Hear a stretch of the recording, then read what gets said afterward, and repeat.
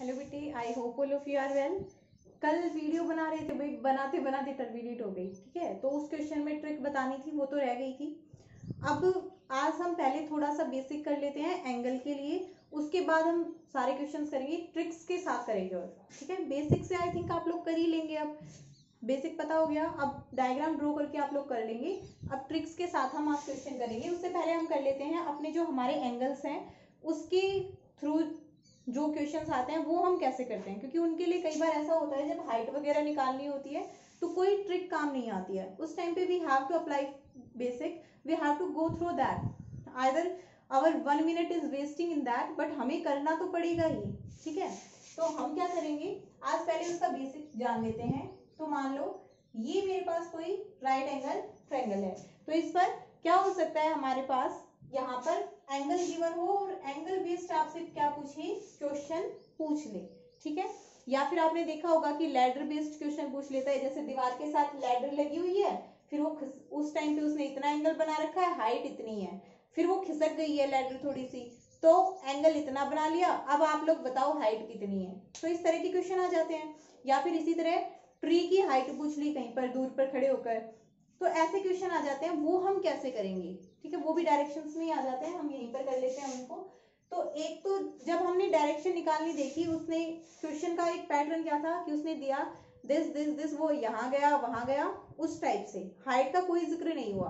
तो जब हाइट का कोई जिक्र नहीं होता, वो सिर्फ डायरेक्शंस की बात कर रहे होते हैं, तब हम अप्लाई करते हैं Pythagoras theorem. But if he is talking about height, तो हम क्या करेंगे उस टाइम पे, एंड एंगल इज गिवन, तो उस टाइम पे हम क्या करेंगे, या तो एंगल फाइंड आउट करेंगे अगर नहीं गिवन है तो, और फिर आंसर निकालेंगे, या फिर एंगल के थ्रू हम आंसर निकालेंगे। तो ये देखो यहाँ पर, जो ये मैंने एक बार पहले भी बताया, आपको तो नहीं बताया शायद इस सेशन में। तो ये क्या होता है हमारे पास थीटा। अब थीटा के साथ ये क्या हो गया, इसके साथ परपेंडिकुलर, थीटा के साथ में जो साइड है उसको हम क्या बोलते हैं, बेस। ठीक है, जो इसके सामने साइड होती है इसको क्या बोलते हैं, परपेंडिकुलर। ठीक है, बता तो चुकी हूँ, कल ही तो बताया था, शायद बताया होगा ना, जब हाइपोटेनस वाला पाइथागोरस थ्योरम बताई। और जो इंक्लाइंड होती है वो क्या होती है, हाइपोटेनस। ठीक है, तो दो साइड्स होती हैं वो थीटा के साथ होती हैं। ओके, अब इस केस में तो हो गया ये बेस, ये हाइपोटेनस और ये परपेंडिकुलर। ओके, अगर ये थीटा यहाँ पर होता, इस तरह से होता, तब क्या होता, ये वाला बेस ना बनकर ये बेस बन जाता। क्यों, अब देखो आप लोग ये चीज याद कैसे रखोगे, याद रखने का बिल्कुल छोटा सा बढ़िया सा तरीका है। थीटा के सामने वाली डायरेक्शन परपेंडिकुलर, थीटा के सामने परपेंडिकुलर। ठीक है, थीटा के सामने जो खड़ा है वो परपेंडिकुलर है, स्ट्रेट खड़ा है, थीटा से डर नहीं रहा है, ये बिल्कुल भी इसके सामने स्ट्रेट खड़ा है, और ये क्या है, परपेंडिकुलर है। ठीक है, जो थीटा के साथ में खड़ा है वो क्या है, बेस है। ये इसका अपोज कर है तो आएगा, हाँ मैं बताऊं तुझे। तो ये है परपेंडिकुलर, ये है बेस। अब आप लोगों को क्या करना है, ये देखो ऐसे लिखना है, sine theta cos theta tan theta, बाकी मैथ्स वाले सर पढ़ा देंगे। ठीक है, हमें तो क्या करना है, अपनी चीजों को याद करने से मतलब है। तो ये हो गया हमारे पास पंडित बद्री प्रसाद, ये हरी हरी बोल। ठीक है, क्या है ये, पंडित बद्री प्रसाद हरी हरी बोल। ठीक है, जब मैं छोटी थी तब से मैंने इसको इसी से याद किया, जब पहली बार ट्रिग्नोमेट्री पढ़ा था तब हमारे सर ने करवाया था, उससे अब तक हमने इसको इसी से याद कर रखा है। ठीक है, अब देखो पंडित बद्री प्रसाद हरी हरी बोल। ठीक है, तो इस यहाँ पर तो लिखना है साइन कोस टेन। ठीक है, साइन कोस और टेन थीटा, यहाँ पर पंडित बद्री प्रसाद हरी हरी बोल। क्लियर है, और ये क्या होता है, साइन अपॉन कोस टेन थीटा। ये याद कैसे रखते हैं कि साइन अपॉन कोस क्या होता है, टेन थीटा होता है। जब आप बहुत सारे क्वेश्चंस कर लेंगे ना, तब तो आपको प्रैक्टिस हो चुकी होगी, वैसे ही याद रह जाएगा। But if you are getting confused, तो आप इस तरह से इसको कर सकते हो। साइन का अपोजिट होता है कोसेक, कोसेक थीटा। सेक का अपोजिट होता है, कोस का होता है सेक थीटा, और टेन का होता है कोट थीटा। अब देखो इसका ये कैसे याद रख सकते हो कि सी का अपोजिट एस, और एस के साथ दोबारा एस नहीं आएगा। ठीक है, सी के साथ बाद दोबारा सी नहीं आएगा, तो ये सेकेंड थीटा हो जाता है और ये हो जाता है कोसिकेंट थीटा। ये होता है कोटेंजेंट थीटा, ठीक है, कोट थीटा हम बोल देते हैं, ये शॉर्ट फॉर्म है इसकी, कोसेक थीटा, सेक थीटा और कोट थीटा, ठीक है। अब ये जो कंप्लीट है ना, वैसे मैडम ने तो ऐसे याद करवाई थी, हमने ऐसे याद कर ली, मैडम ने कैसे करवाई थी, पंडित बद्री प्रसाद हरी हरी बोल, ठीक है। और फिर क्या किया मैडम ने, वापस स्टार्ट करवाई, पंडित बद्री प्रसाद हरी हरी बोल, ठीक है। नीचे इस तरह से लिखा है, नीचे यहां से शुरू करके लेकर आए और ऊपर यहां से शुरू करके लेकर गए, ऐसे करवाई थी। बट बात तो एक ही है, देखो जो भाई, जब तुम्हें पता है कि साइन का अपोजिट कोस होता है, साइन का तुम्हें याद रह गया कि पी बाय एच है, तो कोसेक का एच बाय पी हो जाएगा। तुम्हें जिस तरह से याद करना है उस तरह से याद कर लेना, क्योंकि हर माइंड एक तरह से काम नहीं करता है, अगर मेरा माइंड इस तरह से काम करता हो, आपका कुछ और तरह से काम करता हो, तो ये आप लोगों को ये याद रखना है, ठीक है। अब पता चल गया कि यहाँ पर हाइट गिवन होगी, तो उसमें tan थीटा का ऑलमोस्ट यूज होता ही है, tan थीटा, sin थीटा और cos थीटा। कोसेक और सेक और कॉट इतने यूज नहीं होते हैं, ठीक है, कहीं पर होंगे तो देख लेंगे, ठीक है। अब नेक्स्ट है कि इनकी वैल्यूज, क्योंकि वो आपको sin 60 sin 30 इस तरह से गिवन होगी, तो वैल्यूज कैसे निकालते हैं, तो यहाँ पर लिखो sin थीटा, यहाँ पर cos थीटा और यहाँ पर tan थीटा, यहाँ पर लिखो 0 30 45 60 एंड 90। यहां से करना शुरू करो, गिनती आती है सभी को, 0 1 2 3 एंड 4, ठीक है। अब 4 तक गए हैं हम, 0 से लेकर 4 तक गए हैं, तो 4 से ही डिवाइड करना है, 4 4 4 4 एंड 4, डिवाइड कर दो।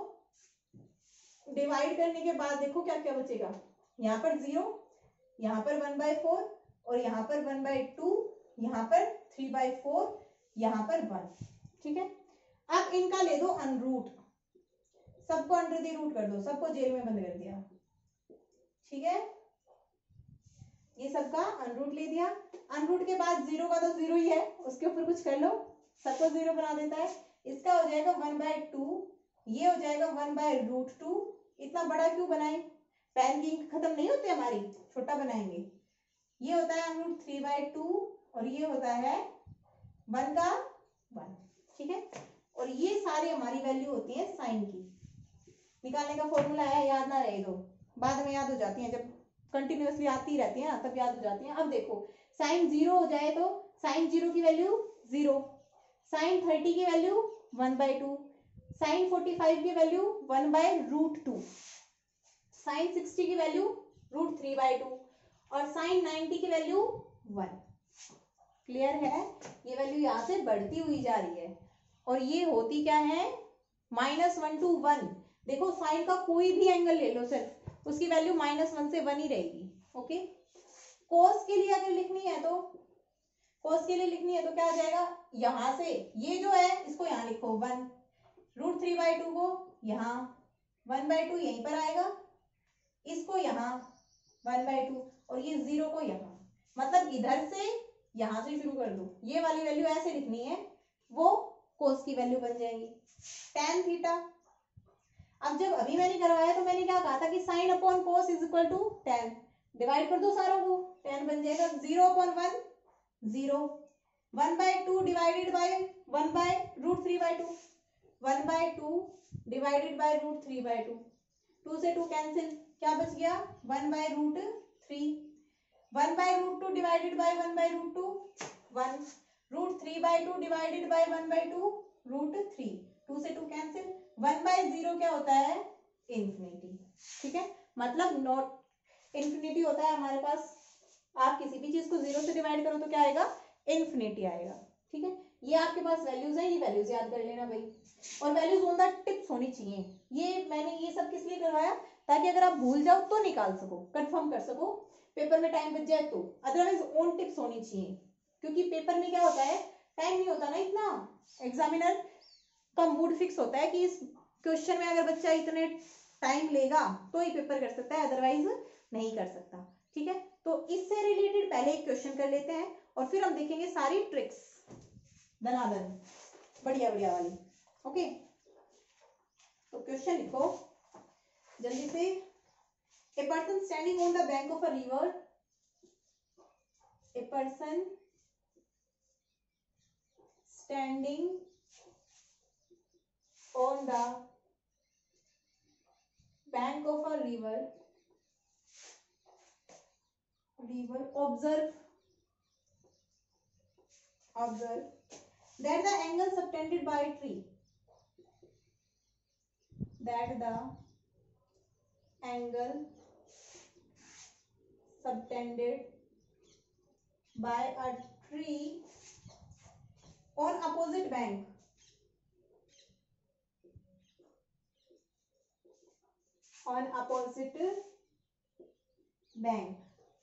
is 60 degree. When he retires 60 meter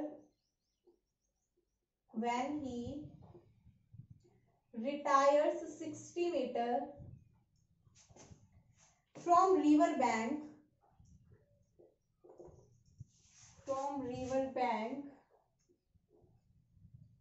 he finds angle to be 30 degree.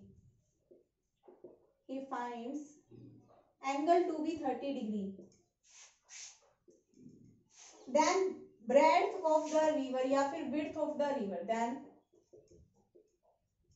width of river is, आपको क्या बतानी है? width of the river बतानी है.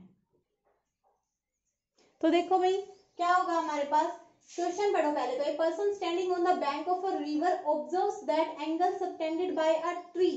एक ट्री एंगल बना रही है. पर्सन खड़ा है एक नदी के किनारे और opposite bank is 60 degree. Opposite bank पर बना रही है, मतलब ये नदी थी अगर यहाँ पर, उसका एक किनारा ये था और एक किनारा ये था, तो क्या है हमारे पास, पर्सन ने क्या देखा कि एक ट्री है, इसकी हाइट हमने h मान ली. ठीक है, ये कितना एंगल बना रही है यहाँ पर, पर्सन यहाँ पर खड़ा है तो कितना एंगल बना रही है? 60 डिग्री. ठीक है, ये हमने मान ली रिवर की विड्थ x, तो ये कितना बना रही है? 60 डिग्री एंगल बना रही है. Okay, next, when he retires 60 metre from the river bank, he finds angle to be 30 degree. जब वो 60 मीटर इससे दूर चला जाता है तो उसे क्या लगता है, एंगल कितना है? 30 डिग्री है. ठीक है, here it is 30 डिग्री. और 60 मीटर इससे दूर गया है तो मतलब ये जो यहाँ से यहाँ तक की दूरी हो गई, कितनी हो गई? 60 x प्लस 60. अब वो दूसरे किनारे से या पेड़ से कितना दूर हो गया है? x प्लस 60 हो गया है. आपको बतानी है विड्थ ऑफ द रिवर. तो जब विड्थ ऑफ द रिवर बतानी है आपको, ये दो फैक्टर हैं, मतलब परपेंडिकुलर और बेस का इसमें यूज हो रहा है. परपेंडिकुलर और बेस का यूज हो रहा है तो कौन सा एंगल आता है? tan theta. और क्या होता है? Perpendicular upon base. tan 60, theta की वैल्यू कितनी है? 60. tan 60 बराबर परपेंडिकुलर h और बेस क्या है? x. tan 60 की वैल्यू अभी हमने निकाली थी, क्या होती है? √3 h बाय x. और x क्या हो जाएगा यहाँ से, सॉरी h क्या हो जाएगा? √3x. एक इक्वेशन बन गई. दूसरा देखो, अब अगर मैं tan 30 निकालना चाहूं तो tan 30 भी क्या होगा? Perpendicular upon base. और यहाँ पर बेस कितना हो गया है? x ये और 60 मीटर ये. परपेंडिकुलर तो सेम है, पेड़ की हाइट तो चेंज नहीं हो रही, तो ये क्या हो गया? x plus 60. कितना हो गया ये? h अपॉन में x प्लस 60. तो यहाँ पर tan थीटा की कितना गिवन है? tan 30. tan 30 की वैल्यू कितनी होती है? 1/√3. 1/√3.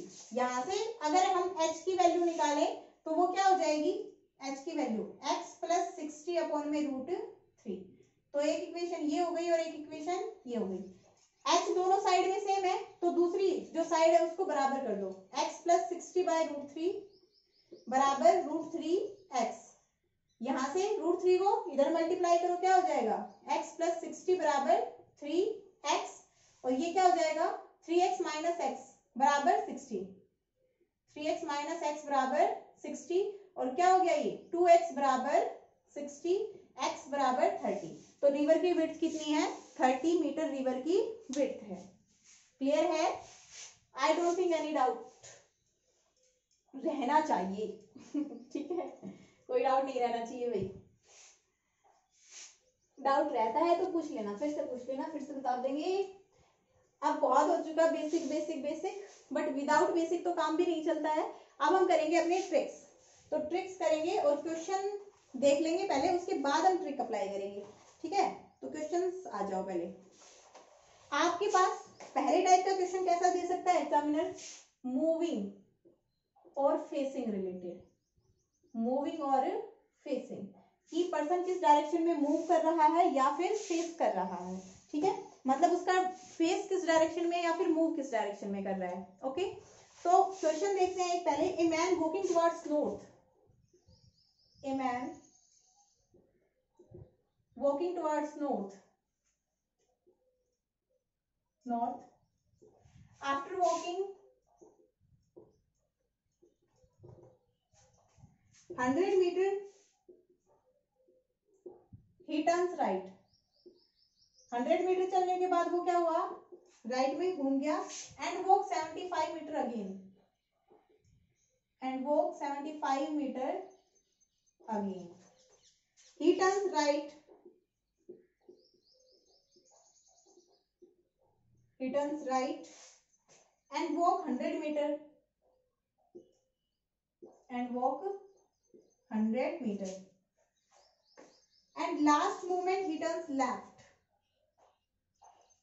and at last he turns left, left में उसने क्या किया, मूव किया। आपको बताना है कि फाइनली वो किस डायरेक्शन में फेस कर रहा है, उसका फेस किस डायरेक्शन में है, या फिर वो मूव किस डायरेक्शन में कर रहा है। ये चीज याद रखना कि किस डायरेक्शन में मूव कर रहा है या फिर उसका फेस किस डायरेक्शन में है। इसी हालातों में ये ट्रिक अप्लाई होगी, ठीक है। ये आप लोग बेसिक से स्टार डाल के लिख लेना, ओनली फेसिंग और moving, only facing and moving. अगर वो आपसे ये पूछ ले कि स्टार्टिंग पोजीशन से वो पॉइंट किस डायरेक्शन में है, तब नहीं होगी, उस टाइम पे आपको बेसिक के थ्रू ही जाना पड़ेगा, अपना डायग्राम बनाओ और तब लगाओ। बट अगर आपसे सिंपली ये पूछे फेसिंग और मूविंग, तब ये ट्रिक अप्लाई कर सकते हैं। करें, a man walking towards north, तो नॉर्थ लिख लो, ओके। उसके बाद after walking 100 metre he turns right, 100 metre turn करने के बाद वो कहां पर मुड़ा है, राइट में, तो राइट लिख दो, राइट के लिए आर लिखूंगी मैं। And walk 75 metre again he turns right, उसके बाद फिर से राइट मुड़ा है, ठीक है। एंड वॉक 100 मीटर, और लास्ट मूवमेंट पे कितना मुड़ा है, लेफ्ट। तो मतलब जहां पर राइट लेफ्ट राइट जो भी था वो मैंने लिख लिया, स्टार्टिंग पोजीशन मैंने लिख ली, वो किसमें मूव कर रहा था। अब मुझे क्या करना है, लेफ्ट से राइट को कैंसिल। क्यों कर रही हूं मैं लेफ्ट से राइट को कैंसिल, एक पर्सन राइट में मुड़ा तो वो इधर मुड़ गया, ठीक है, अब वो लेफ्ट में मुड़ा तो फिर से इधर आ गया, तो मतलब सेम ही है, तो लेफ्ट राइट क्या हो गए, कैंसिल। मतलब मान लो ऐसे था कोई पर्सन, ठीक है, राइट में मुड़ा, ओके, फिर से राइट में मुड़ गया, फिर लेफ्ट में मुड़ गया, तो मतलब एक ही तो डायरेक्शन में चल रहा है, तो राइट और लेफ्ट हो गए कैंसिल, तो एक लेफ्ट से एक राइट कैंसिल कर दिया। अब क्या बचा, सिर्फ ये बचा आर। अब जो बचा है उसको आप क्या कर दो, कल हमने क्या बताया था, आर सी बताया था ना, राइट मतलब क्लॉकवाइज, 90 डिग्री क्लॉकवाइज, तो नॉर्थ को आपको कहां घुमाना है, 90 डिग्री क्लॉकवाइज घुमाना है। नॉर्थ से राइट में जा रहा है, अब वो नॉर्थ को 90 डिग्री क्लॉकवाइज घुमाना है, घुमा दो नॉर्थ को 90 डिग्री क्लॉकवाइज, क्या आ जाएगा, वो किस डायरेक्शन में जा रहा है, ईस्ट में। ये तो सभी को याद होगी ना, नॉर्थ ईस्ट साउथ और वेस्ट, ठीक है, क्लियर हो गया है। अब आप ये बोल दो ना मैडम गलत है, ऐसे कैसे निकाल दिया आपने, तो देखो बेटा मैंने इसलिए निकाल दिया क्योंकि मेरी ट्रिक है, मेरी बनाई हुई है ठीक है, तो मैं निकाल दिया। मैंने बहुत सारे क्वेश्चंस करके देखे, जब हम ज्यादा क्वेश्चन करते हैं ना तो हमारे दिमाग में ऐसी उल फिजूल बातें आ जाती हैं, बट ये ट्रिक मोस्टली अप्लाई होती है, ठीक है। बट कब, जब आपसे वो डिस्टेंस ना पूछे। अब अगर इसी क्वेश्चन में वो आपसे डिस्टेंस और पूछ लेता कि ये सारी वैल्यूज आपको कंसिडर करनी है और डिस्टेंस बताओ वो कितनी दूरी पर है इनिशियल पॉइंट से, तब ये ट्रिक अप्लाई नहीं होती, ठीक है। आप देखो डिस्टेंस निकालने के लिए फिर हमें क्या करना पड़ेगा, वही बनाओ डायग्राम और निकाल दो डिस्टेंस। तो सबसे पहले वो क्या है, नॉर्थ डायरेक्शन में मूव कर रहा है, ठीक है। अब उसने कोई इनिशियल पॉइंट नहीं दे रखा कि भाई नॉर्थ डायरेक्शन में मूव कर रहा है, इनिशियल पॉइंट ही नहीं दे रखा, तो इस क्वेश्चन में पूछ ही नहीं सकता वो, ठीक है। कल हमने पूछा था, कल हमने पूछा था तो कल हमने निकाल दिया था। इसमें देखो, अगर आपको ट्रिक ना अच्छी लग रही हो, आप बोलो ना हम तो बेसिक से ही करेंगे, करो आ जाओ। पहले किस में मूव कर रहा है, नॉर्थ डायरेक्शन में। उसके बाद आफ्टर वॉकिंग 100 मीटर, यहाँ से 100 मीटर चला वो, ही टर्न्स राइट, राइट में चला तो और कितना मीटर चला, 75 metre. Again he turns right, इसके बाद फिर से राइट में हो गया, घुमा दो क्लॉकवाइज। फिर इसके बाद कितना चला, he turns right and walk 100 metre, फिर से 100 मीटर चला and at last he turns left, और वो फिर कहां पर चला, लेफ्ट में चला और 25 मीटर चला था। मैंने क्वेश्चन कंप्लीट नहीं लिखा, मैंने सोचा क्या करेंगे, कितना चला था, 25 मीटर वो चला था, ठीक है। आप लोगों को बताना है कि फाइनली वो किस डायरेक्शन में उसका फेस है।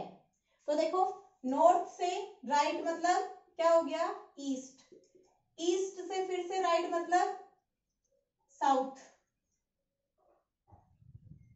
और साउथ से फिर लेफ्ट मतलब ईस्ट, हो गया ना। हमारा आंसर भी तो यही आया था ना आंसर। अब अगर वो आपसे पूछता है कि इनिशियल पॉइंट से कितनी दूरी पर है, तो इनिशियल पॉइंट से वो कितनी दूरी पर है, ये था इनिशियल पॉइंट, 75 मीटर ये और 25 मीटर ये, ठीक है। अब ये देखो, इसके क्वेश्चन में हमें ये तो पता चल गया ना, जैसे हमने डायग्राम बनाया तो हमें यहाँ से पता चल गया कि ये 100 ऊपर चला था। अगर ये इस पॉइंट से चलना शुरू किया होता है इसने, 100 ऊपर चला, 100 ही नीचे आ गया, मतलब ये दोनों क्या है, बराबर हो गई इस डिस्टेंस पर। तो 75 तो ये और 25 ये, कितनी दूरी पर हो गया, इनिशियल पॉइंट से 100 मीटर दूरी पर हो गया है, ठीक है। इनिशियल पॉइंट से 100 मीटर दूरी पर है, और वो भी कौन सी डायरेक्शन में, ईस्ट डायरेक्शन में वो 100 मीटर की दूरी पर है। तो ट्रिक इस तरह से अप्लाई होगी, हर एक क्वेश्चन पर अप्लाई होगी ही होगी। और क्वेश्चन देख लेते हैं। एक पर्सन है, पहले किस में मूव कर रहा है, साउथ में मूव कर रहा है, उसके बाद उसने राइट टर्न लिया, फिर से राइट टर्न लिया, फिर से राइट लिया और फिर से राइट लिया। Finally in which direction he is moving, finally किस डायरेक्शन में वो मूव कर रहा है। क्या कोई भी कट रहा है, नहीं कट रहा, मतलब क्या हो गया, 4R। अब 4R आ गया तो आपको क्या करना है, 4 बार क्लॉकवाइज डायरेक्शन में घुमा दो। ये साउथ था, यहाँ पर देखो नॉर्थ साउथ ईस्ट और वेस्ट। एक बार क्लॉकवाइज में 90 डिग्री, दूसरी बार क्लॉकवाइज में 90 डिग्री, तीसरी बार और चौथी बार।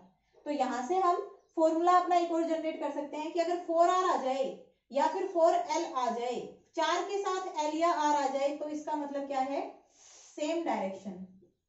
आपको बार बार करने की जरूरत ही नहीं है, 4 बार आ गया तो मतलब सेम डायरेक्शन। अब ऐसा होता कि पर्सन है, साउथ में मूव कर रहा है, राइट टर्न लिया, राइट लिया, फिर लेफ्ट लिया और फिर राइट, एक एल से एक आर कैंसिल, 2R बच गया। अब 2R बच गया, दैट मीन्स साउथ था वो पहले, ये देखो साउथ में जा रहा था, राइट टर्न मतलब 90 डिग्री, राइट टर्न मतलब 90 डिग्री क्लॉकवाइज। अब लेफ्ट लिया है उसने, जैसे ही लेफ्ट लिया है तो मतलब इधर आएगा, वेस्ट में आ गया, फिर राइट लिया है तो इधर फिर से चला गया। तो मतलब आपके पास 2L या 2R बचे तो आप क्या लिख दो, अपोजिट डायरेक्शन, मतलब बिल्कुल अपोजिट। और अपोजिट क्या है, ईस्ट की west, that is east to west, और नॉर्थ की साउथ। किस केस में लिखोगे, 2R या 2L में। और अगर 4R या 4L हो तो सेम डायरेक्शन। ये आप लोग कर सकते हो। आई थिंक ये ट्रिक आप लोगों को बहुत ही ज्यादा काम आएगी। बहुत अच्छे से देख लेते हैं, कितनी लंबी वीडियो हो गई, काफी लंबी हो गई है भाई। चलो एक और कर लेते हैं, ठीक है, ऐसे तो फिर बहुत सारे पार्ट बन जाएंगे।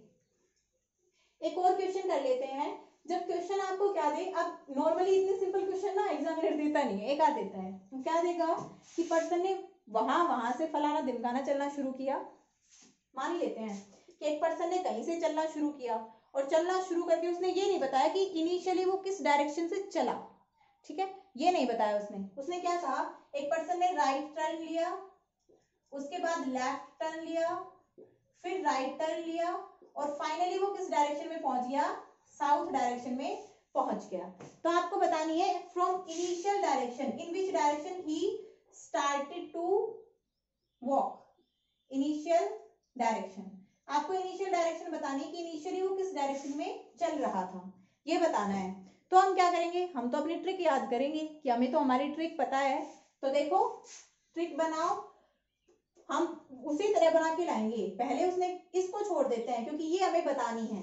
इस पर मैंने क्वेश्चन मार्क लगा दिया। उसने कैसा टर्न लिया, राइट, फिर लिया लेफ्ट, फिर लिया राइट, और फिर वो कहां पर पहुंच गया, साउथ में पहुंच गया।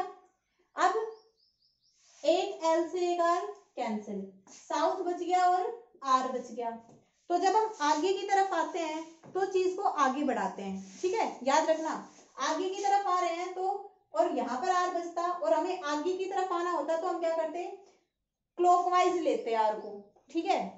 लेकिन जब हमें पीछे की तरफ जाना है तो R की बजाय हम क्या लेंगे, इसका अपोजिट, एंटी क्लॉकवाइज। तो R को क्या कर दो, 90 डिग्री तो घुमाओ साउथ को, लेकिन लेफ्ट राइट में नहीं, लेफ्ट में, अपोजिट में घुमाना है, ठीक है। इन केस तो ये क्या आ जाएगी, यहां से साउथ है ना ये, तो इसको आप क्या घुमाओगे, लेफ्ट में घुमाओगे। राइट में घुमाते तो वेस्ट आता, लेफ्ट में घुमाते तो क्या आ जाएगा, ईस्ट आ जाएगा आंसर। किसी को विश्वास नहीं हो रहा तो प्रूव करके दिखाऊं, चलो करते हैं। साउथ है, दूसरी जो ट्रिक होती है ना बेसिक इसकी, उसमें हम कैसे करते हैं, साउथ है, अगर वो राइट है, मतलब राइट टर्न लेकर साउथ से राइट टर्न लेने के बाद अगर बंदा साउथ में आया है तो मतलब साउथ से क्या लेगा, लेफ्ट टर्न, तो या फिर यहां से उसको अपोजिट ले जाओ, लेफ्ट। अब साउथ से वो लेफ्ट एक टर्न, उसकी लेफ्ट बच गई, तो क्या हो गई, साउथ से आप लेफ्ट चले जाओ, वो क्या हो जाएगी, ईस्ट डायरेक्शन। तो किसी भी तरह कर लो बेटा, चॉइस इज योर्स। तो अब तो फिर स्टार पॉइंट लिखने की जरूरत ही नहीं है। आपको जिस तरह से सुटेबल लगे ना, कि ऐसे पीछे लेकर जाना है तो वो कर लेना, स्टार्टिंग से लेकर आना है तो वो कर लेना, whatever you want to write. But दिमाग में ये बात रखनी है कि अगर स्टार्टिंग से ला रहे हो तो घूमना है, जब R की जगह L और L की जगह R, ठीक है।